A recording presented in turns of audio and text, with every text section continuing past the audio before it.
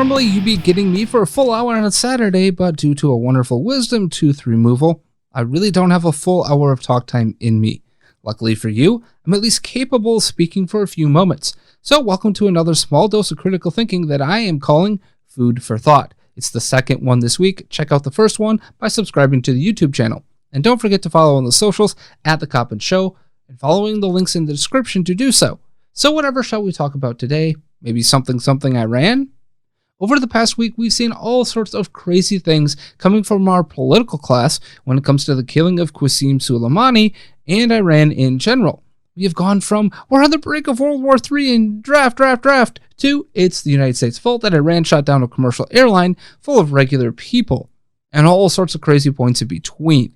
But we have also seen conservative media largely line up behind the president's actions and spew the talking points that he puts out like good little soldiers. One of the biggest talking points has been the justification for the strike against Soleimani, and this one goes something like this. He was responsible for over 600 American soldiers being killed. That's about 17% of all dead soldiers in the Iraqi conflict since 2003. So today, the food for thought question is, can we rely on those numbers as a justification for nearly sparking war with Iran? Part of critically thinking is being able to take stock of all the facts and especially taking a hard look at your own biases. I mean, we all want to believe that our government is telling us the truth and doing the right thing. Now, there's little doubt that the 600 dead American soldiers is a great justification for striking down this military leader who had been at the helm of those attacks, allegedly. So conservative media can be forgiven for wanting to just blindly trust all of that and continue the dissemination of those numbers. After all, I mean, the State Department and our military brass would never fudge numbers to get us into a conflict, right? Well, what if I told you there was this report called the Afghanistan Papers with actual documentation and provable information in it? And what if I told you it was just last month that this report came out? And what if I told you that report lays out nearly 20 years of American military brass fudging numbers, lying about actions happening and those results, and then doing so at the direction of political brass, both Republican and Democrat? Well, that actually happened. It wasn't some dream or nightmare. It is reality, and it's what the Washington Post put out for all of us to see in its glory.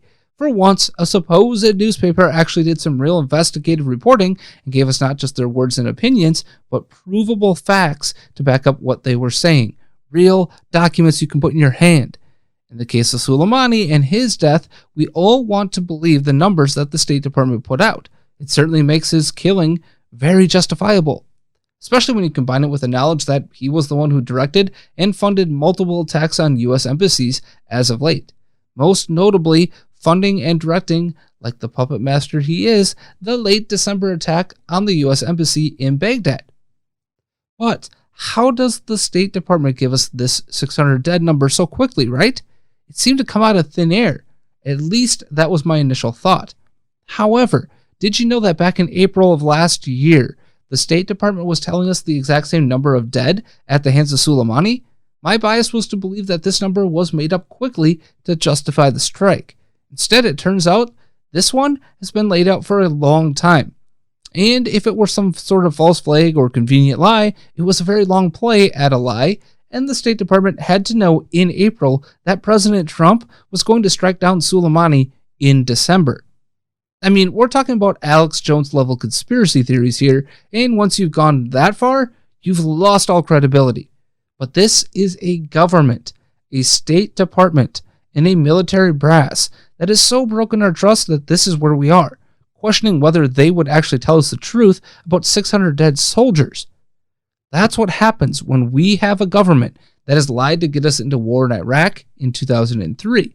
Now, I can remember watching it all happen as I sat in my hotel room in Cancun on spring break, wondering what the hell I was going to come back to in the United States, but also confident that the case had been made to get us into the war. After all, Saddam Hussein, evil. He had weapons of mass destruction and very much could have used them at any point. Nearly 20 years later, and those WMDs were never, ever found. And I bring that old chestnut up because much like the 600 dead number, we were told back in 2003 that we had irrefutable proof of those WMDs and Saddam's ability to use them on his people and his neighbors. As it turns out, none of it was true. We were presented with the evidence and it was all wrong. Can you blame me for not just blindly trusting these numbers then? But Andrew, we're talking about dead soldiers here. The government will never dishonor those kind of memories for political gain, right? Do I need to remind you of the stories of heroism told about the deaths of Jessica Lynch and Pat Tillman, to name but a few? Neither of those two, by the way, were even close to the truth, but they were used to ramp up patriotism around their deaths. Yes, our government did that to the memories of those two people who should never have died like they did. Now, right now, we're also supposed to be trusting our intelligence community at the same time. This same community that led us into this needless war in Iraq with this crap information on WMDs, the same community that led us to the needless conflict in Libya with its crap information and only worse reaction to it by our political leaders. Benghazi, anybody? The same intelligence community that trusted a fake dossier to get a FISA warrant going after President Trump's campaign. What's the saying? Fool me once, shame on you. Fool me twice, shame on me. Never again should we just blindly trust what our government is telling us is happening when it comes to armed conflict of any kind. Call me crazy, but it's almost like we have a crisis of truth and trust on our hands vis-a-vis our government. This isn't just about the government either, because we, the people, need a much more honest media. We need a much more honest group of leaders stepping up to be politicians. We need the House and Senate to actually be the checks on the power of the executive branch they're supposed to be. We need a citizenry, us, that is engaged in civic life and paying attention to what's happening at a much deeper level. How do you think we got 20 years of lying from the military and political classes in the first place? We have been asleep as a larger society, and I get it. I'd rather live and die by something somebody said on Twitter than face those realities, as if it matters in real life. We would rather hear the latest celebrity gossip or see the latest meme or YouTube cat video than pay attention to the world around us and be engaged. Luckily, if you're listening to this show, it means you've already made the decision to do something different and engage your brain in pursuit of truth in the civic arena. So big up to you, and we need more of you. It's the only way we get back to being able to trust what our government and military is telling us to be true, to be true. Sadly, we can't take them at their word or even in their evidence these days. We need independent work to help us know the truth. That's where the media comes in. And that's why my interview with Shaheen Kabadi last week was so important when it came to critically thinking through what was actually happening with Iran and the killing of Soleimani.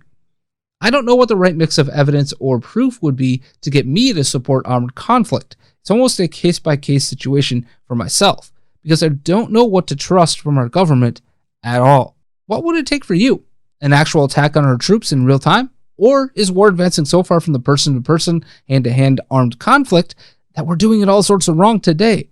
Hit me up in the comment section or on social media using the hashtag #FoodForThought, because your response just may win you some American Pride Roasters coffee. That's right. You can win the coffee that sponsors this network, Mojo 50 Radio. APR Coffee is some of the best around, and most importantly, the owners, amazing people who put together an amazing advent calendar of coffee just by the suggestion of a few of their fans. And I got it from my wife, who's a coffee drinker in the family. And hint, it may be the best gift I've ever given her, besides myself, obviously. Seriously, get your thoughts down either in the comment section or on social media, and your response will get you entered into my drawing on Monday for a free bag of APR coffee. So get to commenting below on this video or via social media and enjoy the historic greatness of American Pride Roasters coffee.